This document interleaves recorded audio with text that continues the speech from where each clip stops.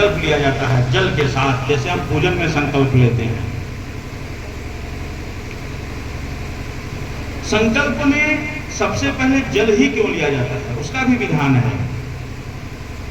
एक श्लोक है, अलंकार प्रियो विष्णु जलधारा प्रियो शिव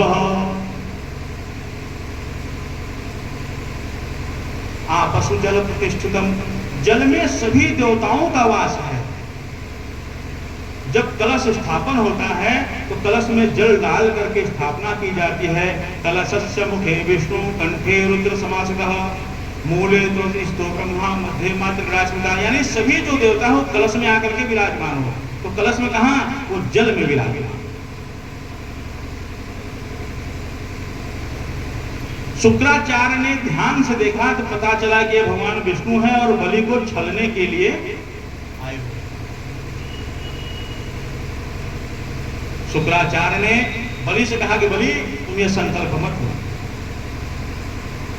ये साक्षात विष्णु हैं और तुम्हें छलने के लिए आए हैं, हमारी बात मानो। बलि ने कहा कि हे गुरुदेव, अगर ये भगवान विष्णु हैं तो मुझसे बड़ा सौभाग्यशाली कौन, जिसके यहाँ त्रिलोक का पालन करने वाला भिक्षा मांगने के लिए आया है। अब मैं जरूर दूंगा। बताइए ब्राह्मण जी आपको क्या चाहिए? उन्होंने कहा 3.5 पग पृथ्वी चाहिए। आपके पैर बड़े छोटे हैं, इसमें आपके इतने पद में आपके क्या होगा कि हमको संध्या करने के लिए चाहिए, हम जो पूजन करते हैं उतने के लिए जमीन चाहिए, बाकी और कुछ नहीं। शुक्राचार्य ने जब देखा कि बलि उनकी बात को नहीं मान रहे हैं,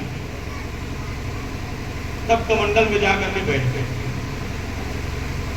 और बलि ने जैसे ही संकल्प के लिए हाथ में जल लेना चाहा तो जल बाहर निकला ही नहीं। भगवान ने कुशा लिया और कुशा से कमंडल में छेद कर दिया और शुक्राचार्य की एक आंख फुट गई। शुक्राचार्य वहां से निकल के भगे। भगवान के एक आंख फोड़ने का अर्थ होता है कि संसार को 2 भेद से मत देखिए, एक भेद। संसार एक है, ईश्वर एक है।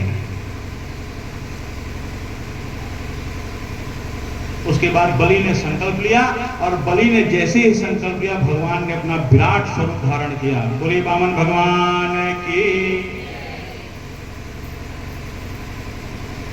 उस विराट स्वरूप को देख करके राजा बलि भगवान की स्तुति करने लगे।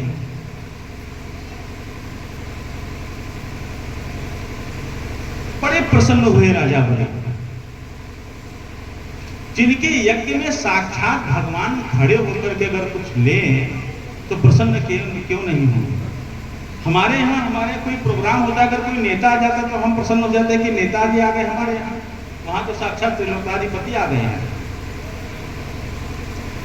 भगवान ने विराट स्वरूप धारण करके अपना दाहिना पैर जैसे ही उठाया तो ब्रह्मांड उनके पैर के अंगूठे से फट गया और वहां से गंगा जी की धारा चल दी। गंगा जी की धारा जब चली तो उनके पैर में केसर लगा हुआ था। वो केसर को धोते हुए जब नीचे आई तो नीचे ब्रह्मलोक भगवान ने, ब्रह्मा जी ने सबसे पहले उन्हें अपने कमंडल में रख लिया।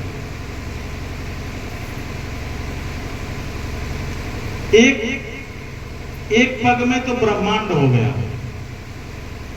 दूसरे पग में पृथ्वी हो गई, तीसरे पग में स्वर्गलोक हो गया। अब आधा पग बचा। बलि से भगवान ने कहा कि हे बलि, अगर संकल्प करने के बाद कोई व्यक्ति नहीं देता है तो उसे नरकगामी होना पड़ता है। अब तुम ये बताओ कि आधा पग हमें भूमि कहां से दोगे?